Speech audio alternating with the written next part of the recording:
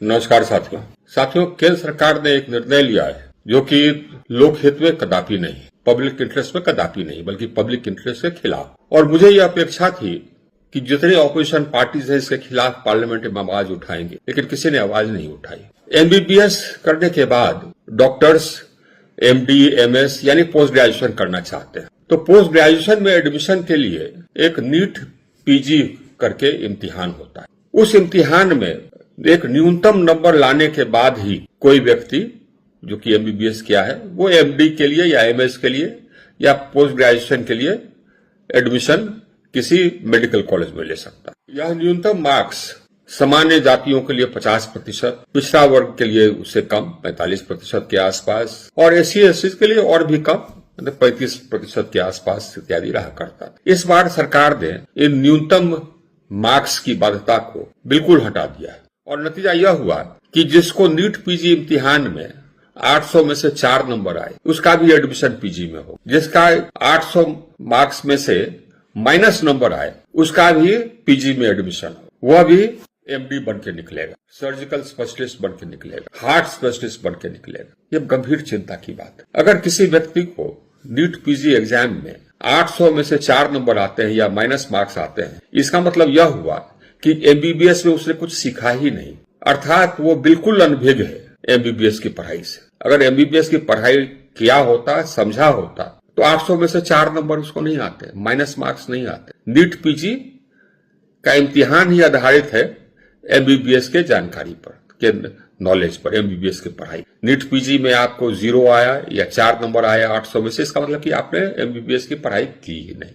तो जिसको कि एमबीबीएस स्तर की जानकारी नहीं है वो अब स्पेशलिस्ट हो जाएगा, विशेषज्ञ हो, ऑपरेशन करेगा। उतना ही नहीं, वह साथ ही साथ प्रोफेसर भी बन सकता और दूसरे डॉक्टर लोगों को, दूसरे छात्रों को वो पढ़ाएगा। जिसको खुद से नहीं आता है वो डॉक्टरी पढ़ाएगा छात्रों को मेडिकल कॉलेज। जिसको कुछ नहीं आता है वो ऑपरेशन करेगा। वो किसको किसको मारेगा? वो सभी जातियों के लोगों को मारेगा, ज्यादातर गरीब लोगों को ही मारेगा, क्योंकि ज्यादातर गरीब लोग ही इसके शिकार होंगे सरकारी अस्पतालों में या जो प्राइवेट क्लिनिक्स है उसमें। जिनके पास पैसा है तो बड़े बड़े अस्पताल चले जाएंगे, प्राइवेट अस्पताल चले जाएंगे, गरीब लोग मारे जाएंगे और सभी जाति के लोग मारे जाएंगे। ये जो स्वास्थ्य मंत्रालय है भारत सरकार का, उसको इतनी बुद्धि नहीं थी कि कितने लोगों का जान ये खतरे में डाल रहे हैं।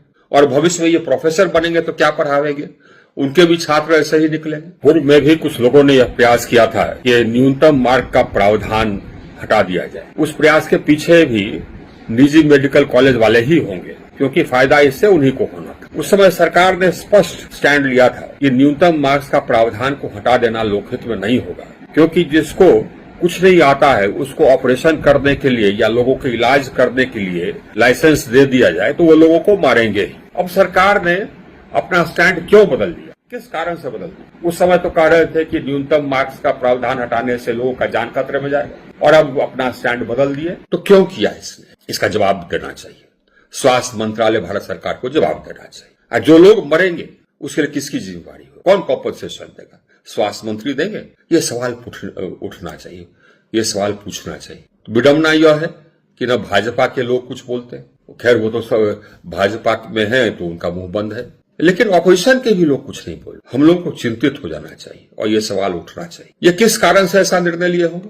इसी कारण से निर्णय लिए होंगे हमको लगता है कि प्राइवेट मेडिकल कॉलेजेस में पीजी के बहुत सारे सीट खाली रह जाते होंगे, करोड़ों करोड़ का उनको नुकसान होता होगा, क्योंकि बहुत लोग क्वालिफाई नहीं करते थे, तो प्राइवेट मेडिकल कॉलेज में ही सीट खाली रहते होंगे। प्राइवेट मेडिकल कॉलेज के जो मालिक हैं वो तो एकदम अरबपति हैं, उन्होंने सरकार के निर्णय पर प्रभाव डाला क्या?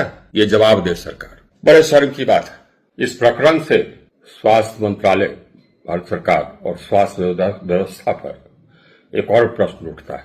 जिन व्यक्तियों को स्पष्टतः कुछ नहीं आता है उन्हें एमबीबीएस का डिग्री कैसे प्राप्त हो गया, ये पूछना चाहिए स्वास्थ्य मंत्री जी को, संबंधित पदाधिकारियों। स्वास्थ्य मंत्री जी को शायद यह भी नहीं मालूम होगा कि प्राइवेट मेडिकल कॉलेजेस की दशा क्या है, उनको देखना चाहिए।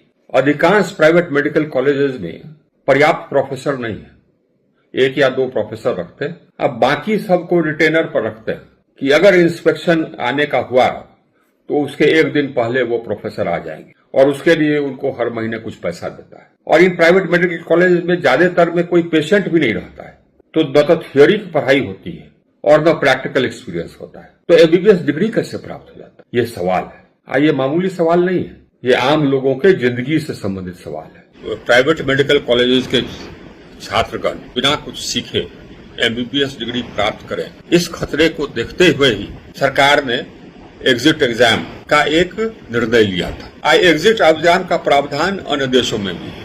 प्रैक्टिस का लाइसेंस मिलने के पहले आपको एक एग्जाम पास करना पड़ा अन्य देशों में। यहाँ भी वही प्रावधान होना था। यह प्रावधान क्यों नहीं हुआ, ये स्वास्थ्य मंत्री जी ये भी बताना चाहेंगे। ये सभी मामले लोगों के स्वास्थ्य बल्कि लोगों के जान से संबंधित है, आम आदमी के जान से संबंधित है। ये सभी निर्णय क्या स्वास्थ्य मंत्री जी ने स्वतः लिया या उनको ऊपर से निर्देश था? जो भी हो, जिसका भी निर्देश हो, स्वास्थ्य मंत्री जी का हो या ऊपर से निर्देश हो, मेरा यही कहना है, कृपया आप आम आदमी के जान से खेलना बंद करें। धन्यवाद।